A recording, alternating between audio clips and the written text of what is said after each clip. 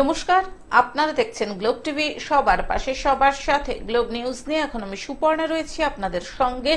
এক নজরে দেখে নেব আজকের বিশেষ বিশেষ খবর। তীব্র গরমে শুকিয়েছে নদীর জল। পালিত হলো রামনবমীর শোভাযাত্রা। রক্তদান শিবিরের আয়োজন। খোলা মুখ খনিতে গ্রামবাসীদের তাণ্ডব। শেষ মুহূর্তের প্রচারে অধ্যাপক। রামনবমী উপলক্ষে শোভাযাত্রা।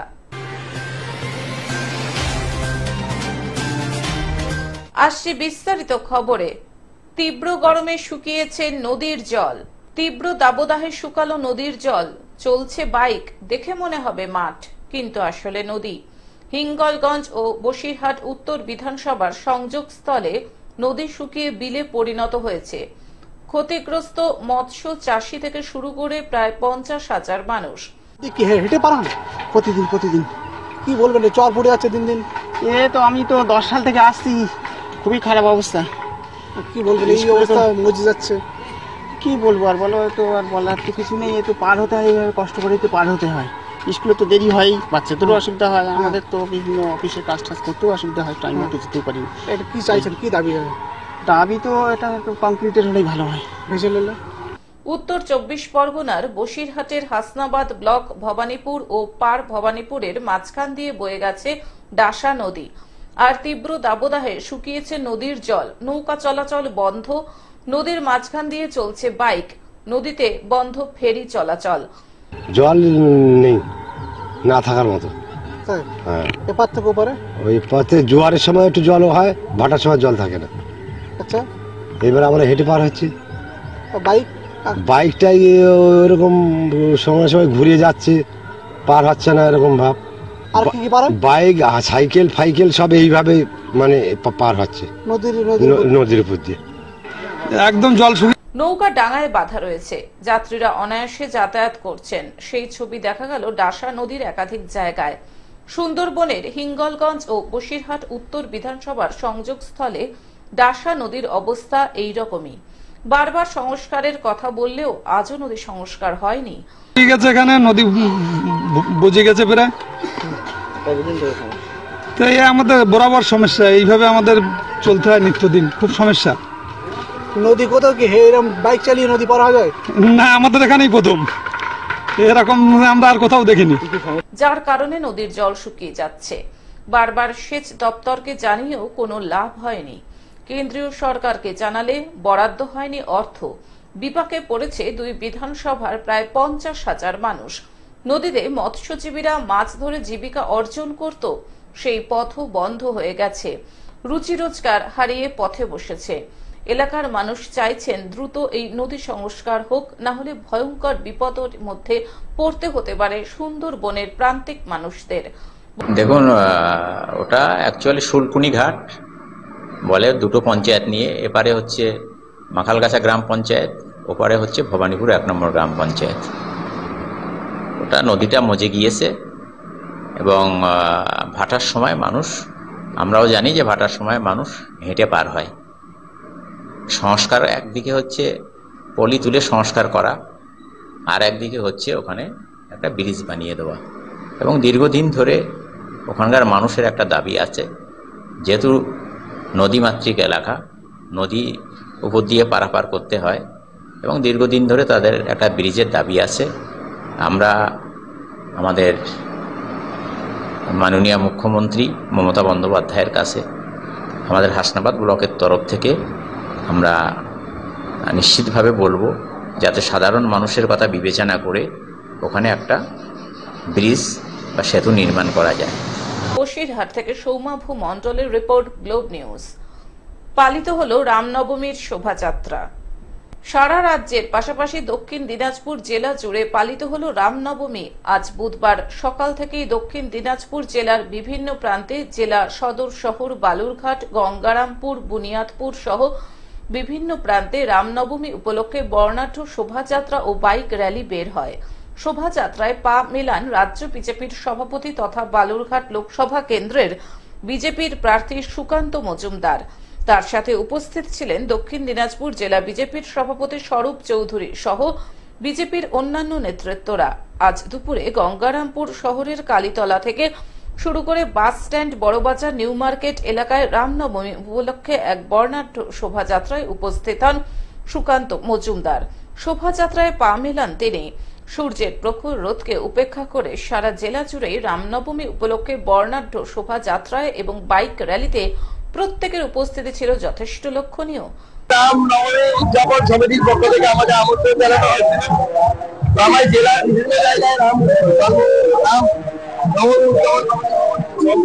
তারা আমাদের নিমন্ত্রণ করেছে। আজকে গঙ্গারামপুর অঞ্চলগুলো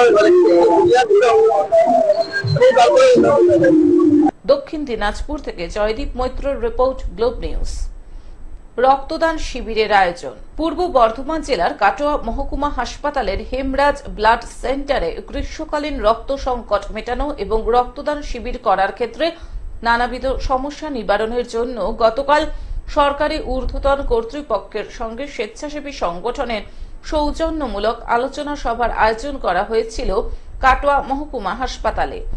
এখন আমাদের ব্লাডটাই হচ্ছে যেহেতু একদম হাইড্রো ক্রাইসিস, এই সময় একদমই ব্লাড নেই, একটা লাইফ সেভিং মোডে। সেক্ষেত্রে কিন্তু আমাদের আত্মীয় স্বজন কেউ মোটিভেট করে হলেও যদি আমরা কিছুটা ব্লাড রাখতে পারি তাহলে অন্তত এমার্জেন্সি লাইফ সেভিং গুলোকে বাঁচাতে পারবো। রুটিন যেগুলো ক্রনিক অ্যানিমিয়া সেগুলোর ক্ষেত্রে আমরা ডাক্তারদেরকে ইনস্ট্রাকশন দিয়েছি যে মানে ক্রনিক যে অ্যানিমিয়া সেক্ষেত্রে যে ব্লাড ট্রান্সফিউশন করে খুব বেশি লাভ হয় সেরকম নয়। সেক্ষেত্রে আপাতত যতক্ষণ না ব্লাড একদম অ্যাকুট লাইফ সেভিং পর্যায়ে না যাচ্ছে ততক্ষণ ব্লাড সেখানে আমরা ওয়েস্টেজ এখন করছি না। এমনকি ব্লাড ব্যাংকে ব্লাড রিকুইজিশন করার পরে ব্লাড যে মুহূর্তে চালাবে সেই মুহূর্তে ব্লাডটাকে ইস্যু করে বাইরে করার ব্যবস্থা করা হয়েছে। কারণ জানেন যে ব্লাড ব্যাংক থেকে একবার ব্লাডটা বাইরে বেরিয়ে গেলে, ডোমেস্টিক বেরিয়ে গেলে সেই ব্লাডকে আর প্রিজার্ভ করা যায় না। এলাকার স্বেচ্ছাসেবী সংগঠনের সদস্যবৃন্দ এই আলোচনায় যোগ দেন। দাইহাট ব্লাড ডোনার অ্যাসোসিয়েশনের পক্ষ থেকে কাটোয়া মহকুমা হাসপাতালের সুপার বিপ্লব মণ্ডল, সহকারী সুপার সুপ্রিয় দত্ত, হেমরাজ ব্লাড সেন্টারের এমওআইসি ও মেডিকেল টেকনোলজিস্টদের সম্মাননা জানানো হয়। গ্রীষ্মকালীন রক্ত সংকট মেটানো এবং রক্তদান শিবির করার ক্ষেত্রে নানাবিধ সমস্যা সমাধানের জন্য সরকারি ঊর্ধ্বতন কর্তৃপক্ষের সঙ্গে স্বেচ্ছাসেবী সংগঠনের সৌজন্যমূলক আলোচনা সভার আয়োজন করা হয়েছিল কাটোয়া মহকুমা হাসপাতালের সুপার অফিসে। বিভিন্ন স্বেচ্ছাসেবী সংগঠন তারা রক্তদান শিবির করতে গিয়ে যে সমস্ত সমস্যার সম্মুখীন হন সেই সমস্যাগুলো যাতে আগামী দিনে দূর করা যায় সেই বিষয় নিয়েই আজকে এই আলোচনা সভা। এবং তীব্র দাবদাহে যে গ্রীষ্মকালীন রক্ত সংকট, এই সংকট কিভাবে মেটানো যায়, কিভাবে রক্তদান শিবির করলে পরে রক্তদান শিবিরের সংখ্যা বাড়ানো যাবে, রক্তের মজুদ ভান্ডার বাড়ানো যাবে, সেই বিষয় নিয়ে বিস্তারিত আলোচনা হয়েছে আমাদের। কাটোয়া থেকে রাহুল রায়ের রিপোর্ট, গ্লোব নিউজ। খোলামুখ খনিতে গ্রামবাসীদের তাণ্ডব। আসানসোলের ইসিএল এর শ্রীপুর সাতগ্রাম এরিয়ার চরণপুর খোলামুখ খনির আশেপাশে আজ বুধবার সিআইএসএফ হানা দেয়। কিছু পরিমাণ কয়লা বাজেয়াপ্ত করার সময় স্থানীয়রা বিক্ষোভ দেখায়। খোলামুখ খনিতে গ্রামবাসীরা ঢুকে তাণ্ডব চালায় বলে অভিযোগ।